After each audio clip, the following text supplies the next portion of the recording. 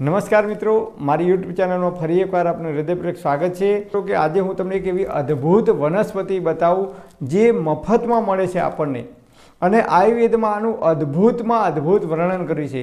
જ્યારે ભોપાલની અંદર ભોપાલ ગેસ દુર્ઘટના થઈ ત્યારે મોટાભાગની જે વનસ્પતિ હતી એ બળી ગઈ હતી, એના પાન બળી ગયા હતા, પણ એક જ વનસ્પતિ એવી હતી કે જે અડીખમ ઊભી હતી, કે જેના પાનને કોઈ પણ પ્રકારની તકલીફ થઈ નથી, અને એ વનસ્પતિનું જો નિત્ય સેવન કરવામાં આવે તો મોટાભાગની બીમારીઓથી આપણે બચી શકીએ। આપણું લોહી શુદ્ધ કરનારી છે, અને આપણા શરીરમાં જેટલા પણ ખરાબ બેક્ટેરિયા છે, ખરાબ સેલ છે, એ ખરાબ સેલને એક્ટિવ થતાં રોકે છે, અને ગુડ બેક્ટેરિયા સારા બેક્ટેરિયાને ગ્રોથ કરે છે, વધારે છે, અને ખરાબ બેક્ટેરિયા હોય એ ખરાબ બેક્ટેરિયાનો નાશ કરે છે અને દૂર કરે છે। અને એવી અદ્ભુતમાં અદ્ભુત વનસ્પતિ છે જેનું આપણા વડવાઓ બાપ દાદાઓ નિયમિત પાન કરતા હતા, પણ આપણે ધીમે ધીમે આધુનિક તરફ આગળ વધ્યા, અને એ જે ખરેખર ઔષધિ હતી એ ઔષધિને આપણે ભૂલતા ગયા છે। તો એ ઔષધિનું નામ છે કડવા લીમડાના પાન। જી હા મિત્રો, અત્યારે હાલ હું તમને બતાવું, કડવા લીમડાના પાન છે એ સૂકવી દીધા છે, આપણે એનો પાવડર બનાવવાનો છે। મિત્રો, આ છે કડવા લીમડાના પાન, એને સૂકવી દેવાના। તમે નીચે પડેલા પાન લેશો તો એ ખરાબ થઈ ગયેલા છે, પીળા કલરના થઈ ગયેલા છે, તો આપણે નીચે પડી ગયેલા પાન લેવાના નથી, પરંતુ કડવા લીમડાના પાન છે એને ડાળી સાથે તોડી લેવાના, અને પછી આપણા ધાબા ઉપર કે ઘરમાં જે જગ્યા હોય એ જગ્યાએ તડકે આખી ડાળી સૂકવી દેવાની।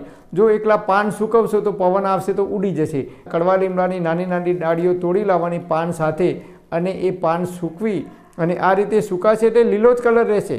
જ્યારે લીમડા ઉપરથી જે પાન પડી જશે ઓટોમેટિક એ પાન ખરાબ થઈ ગયેલા હશે, એ પીળા કલરના થઈ જાય છે, જ્યારે આ સૂકાશે તો પણ એનો કલર લીલો જ રહેશે।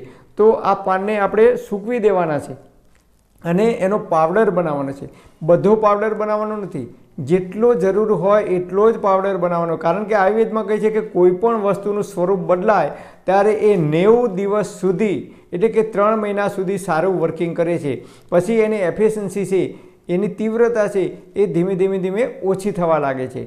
તો આપણે ઘરે જાતે જ કડવા લીમડાના પાન લાવી સૂકવી અને એનો પાવડર બનાવવાનો છે, અને સવારે ઉઠી 1 ગ્લાસ ગરમ પાણી કરવાનું, પી શકાય એટલું, એની અંદર 1/4 ભાગની ચમચી હળદર નાખવાની, અને માત્ર 1/4 ભાગની ચમચી લીમડાના પાનનો પાવડર ઉમેરવાનો, અને એ બંનેનું મિશ્રણ કરી અને જો નિયમિત લેવામાં આવે તો આયુર્વેદમાં કહે છે કે કેન્સર જેવી ભયંકર બીમારીથી પણ આપણે બચી શકીએ છીએ, કારણ કે આપણા શરીરની અંદર ગુડ બેક્ટેરિયા વધારે છે, અને ખરાબ બેક્ટેરિયા જે રોજે રોજ જે ખરાબ સેલ ઉત્પન્ન થાય છે, ખરાબ બેક્ટેરિયા આપણા શરીરમાં આપણે ખોરાક ખાઈએ, પાણી પીએ, શ્વાસોશ્વાસ લઈએ તો એની અંદર એનાથી આપણા શરીરમાં જે ખરાબ બેક્ટેરિયા જાય છે, અને ખરાબ બેક્ટેરિયા જે બોડીની અંદર હોય છે એ ખરાબ બેક્ટેરિયાનો નાશ કરે છે, એને દૂર કરે છે, અને લોહીને શુદ્ધ કરવાનું કામ કરે છે। એટલે તો તમે જુઓ તો ચૈત્ર મહિનાની અંદર આપણા આયુર્વેદની અંદર આપણા ઋષિમુનિઓએ ચૈત્ર મહિનામાં આપણે લીમડાનો મોર પીવાનું કહે છે,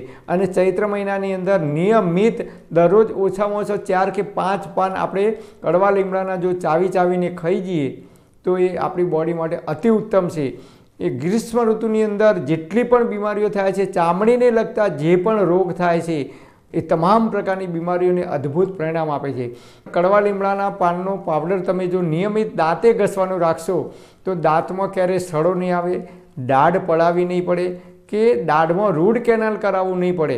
જો તમને એ રીતે ના ભાવતું હોય તો તમે દાળ શાકની અંદર અડધી ચમચી નાખી, કે દાળ ભાત બનાવે તો એની અંદર પણ અડધી ચમચી જેટલો નાખી અને જો ખાવાનું રાખશો તો ગમે તે રીતે પેટની અંદર જશે કડવો રસ, તો એ આપણી બોડીને અદ્ભુત પરિણામ આપે છે।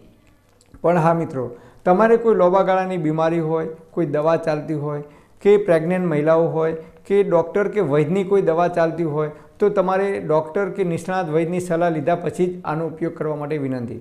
પરમપિતા પરમાત્મા આપ સર્વેને તંદુરસ્ત અને નિરોગી રાખે એવી હૃદયપૂર્વક મારી પ્રાર્થના। Thank for watching my video. Thank you.